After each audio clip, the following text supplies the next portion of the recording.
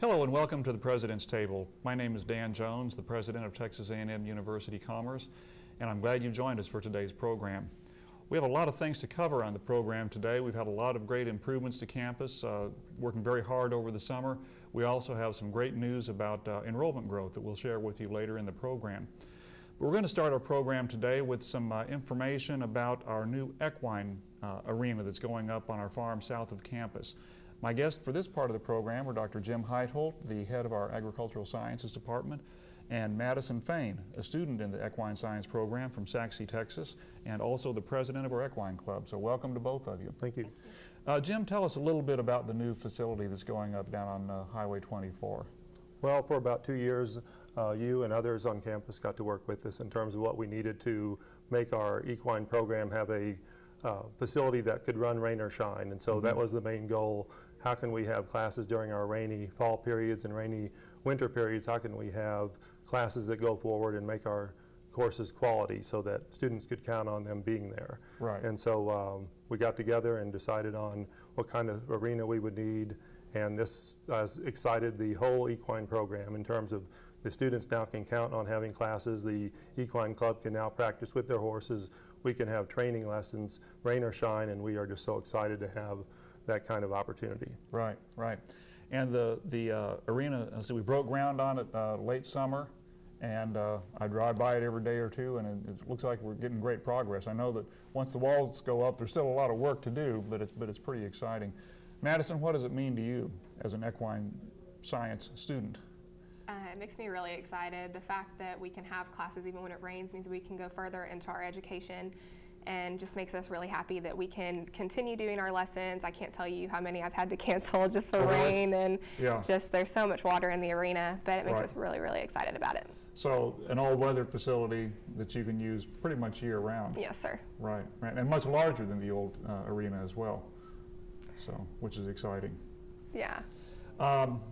Speaking of size, Jim, about how big is the arena? What are the dimensions, and how does it compare in size? The size is not the biggest one in the state. We're 110 feet by 180 feet, but it's plenty for all we need to do except for major big rodeo events and practicing of that type of thing. But it's big enough for everything that we need to do. But the quality is going to be the most important thing. The place that it's located is going to be a perfect location for good visibility, and that size will accommodate all our classes and all the training events that we have and some smaller events that the Equine Club wants to hold. Right. And Madison, I mentioned that you were the president of the Equine Club. What are some of the things that you all get involved in? The Equine Club does mostly trail rides, but we also do arena rides that if it does rain and we can't go out on the trails, then we can go ahead and go into the arena and just still have a good time, and it's a lot of fun.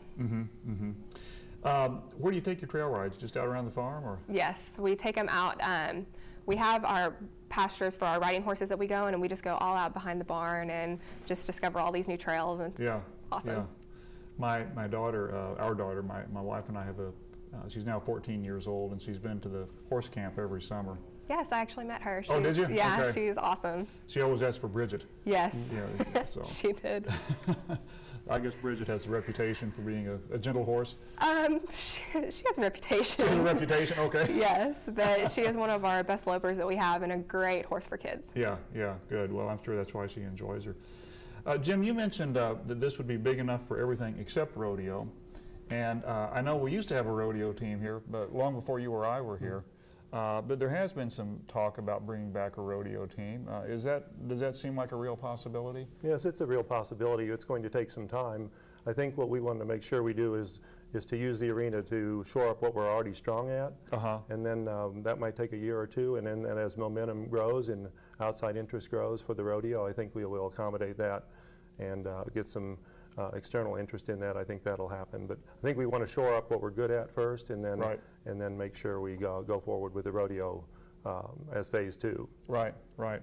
Well, and of course, this is horse country here in Northeast Texas, and I know that we have a lot of students who grow up performing in rodeo. Madison, were you in rodeo when barrel racer or anything like that? No? I love barrels, but I unfortunately was not. Yeah, yeah. But that can be a real attraction for students Yes, who grow up participating in those kinds of things and they may not even want to major in equine science, but they want to keep participating in the activities. Jim, what kind of opportunities will there be for the university to work with the community and make the arena available to the wider community and to the region? Does it lend itself well to that kind of thing?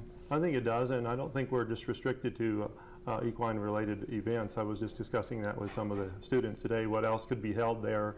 The arena would be a nice cover for any kind of, if there's a facility that needed a covering for 100 people to have a picnic inside there or near there, that would be perfectly fine.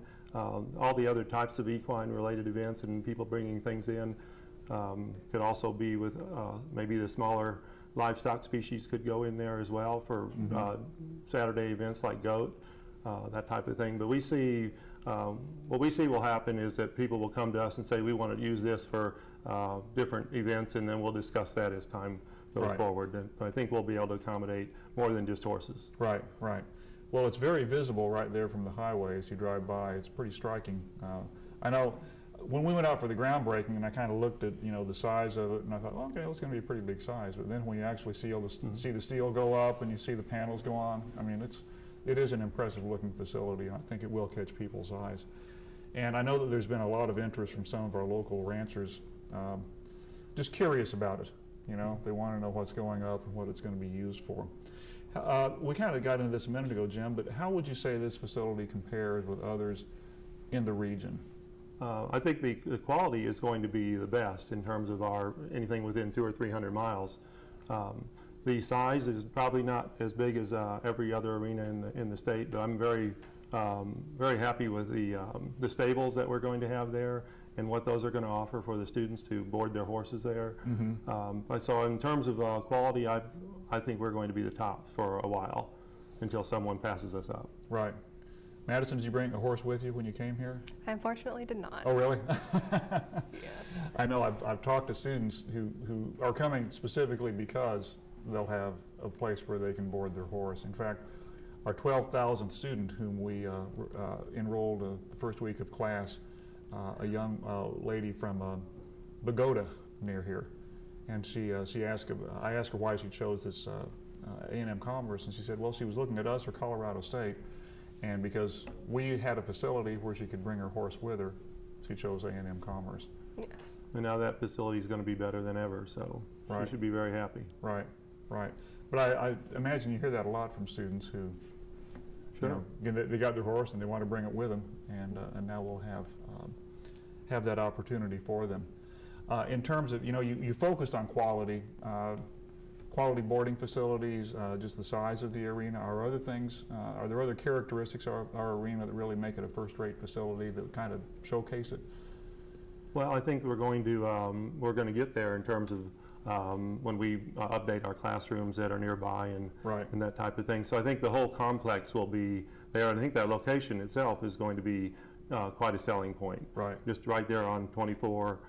Next to the Blueberry Farm, I see this is going to be a place where a lot of people are going to want to come. Exactly, yeah. Well, it's a great new addition to campus.